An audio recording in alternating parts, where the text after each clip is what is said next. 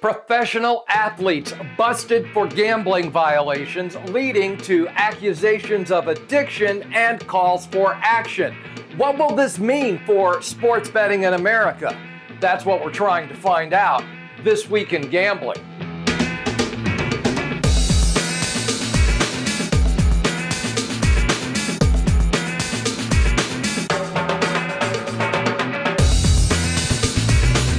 As I prepare to leave for my summer vacation, both the NBA and NHL championship series are underway, and with them, lots of sports betting action.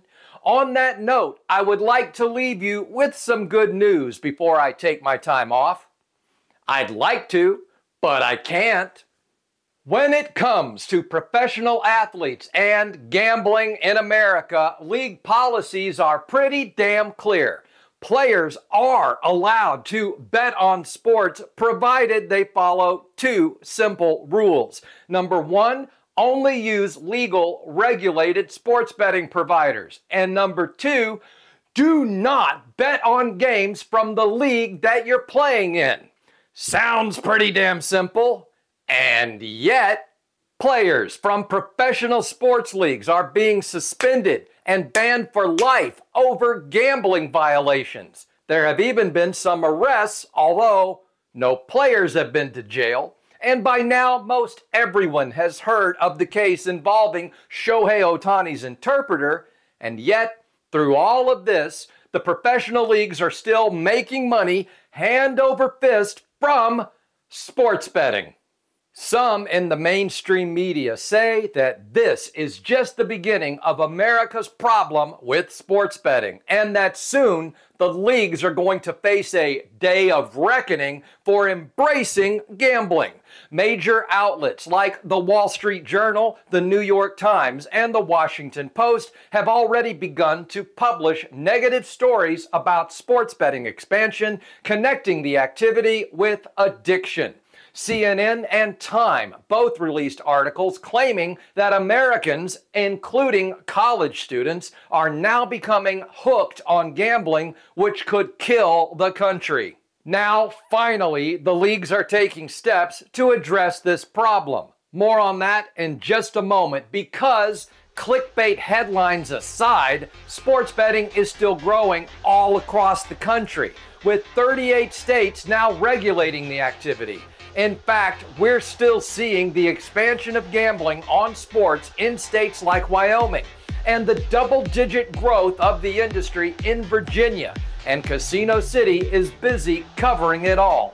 Circa Sports in Las Vegas has already started their $16 million NFL contest, and you can keep up with what's happening in sports betting and the world of gambling when you visit them at online.casinocity.com. So, is U.S. sports betting headed for trouble in 2024? Yes and no.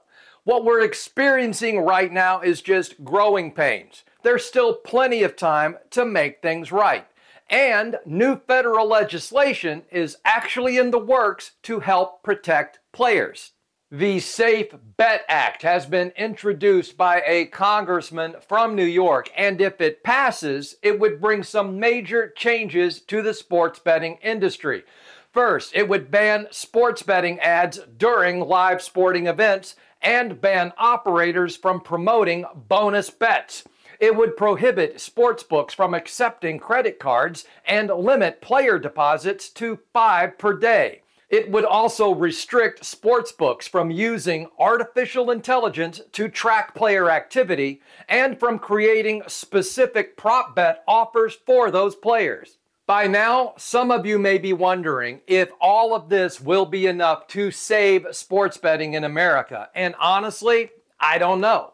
But I'll tell you what I believe and who I think our savior will be: the professional sports leagues themselves. Now that the leagues have had a taste of those millions and millions of extra dollars that sports betting brings in, they don't want to lose that. 10 years ago, the leagues were our strongest enemies, and today they might just be our strongest allies. And with that said, I'm going on vacation. I'll see you all again in 2 weeks on July the 2nd.